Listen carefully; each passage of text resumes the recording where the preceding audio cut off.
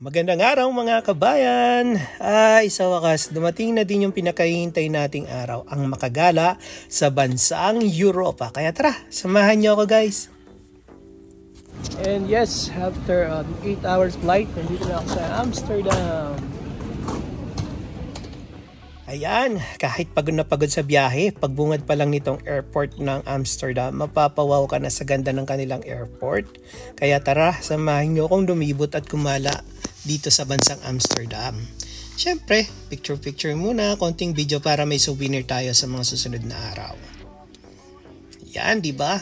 I am Amsterdam, di ba? Ang ganda ng bansang into, guys. Kaya for sure, masusulit natin ang biyaheng Amsterdam. Ayan, dito sa Amsterdam, napakaganda ng kanilang mga transportation system. Meron silang mga train station na konektado sa bawat city. At pagkaraan ng ilang minuto, eto na ang bumungad sa akin malapit sa aking hostel. Napakaganda ng view dahil nga sa kabilang daan pa yung ating pupuntahan. Merong libreng ferry dito na para sa mga tourist. Wala kang babayaran. Sasakay ka lang dyan para makalipat ka sa kabilang daan. At syempre, pagkarating natin sa hostel, tagay muna. Welcome drinks, ika nga. At dahil napagod sa biyahe, naisipan ko munang matulog. Kaya sa gabi na lang ako nakalabas. Kaya tingnan nyo ang night view guys ng Amsterdam. Napakaganda. Ito yung tower of. Pupuntahan ko yan maya-mayang konti.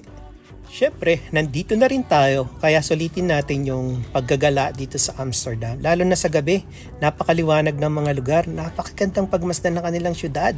Mamamangha ka sa mga building, sa mga lugar, sa mga street, sa may dagat man yan o sa mga canals nila. Napakagandang pagmasdan ng kanilang lugar. Dito pa lang yan malapit sa aming hostels. Paano na lang makakarating ako sa mga iba't ibang lugar? Kaya naman kahit gabing-gabi at napakalamig, pinili ko pa rin lumabas para makita itong mga nagkagandahang mga infrastruktura nila dito sa Amsterdam. Tignan nyo guys, ayun yung basilica ba yan or cathedral, napakaganda niyang pagmasdan. At syempre, malapit lang ito sa Central Station. Sa Central Station mismo, marami na kayong mapupuntahan.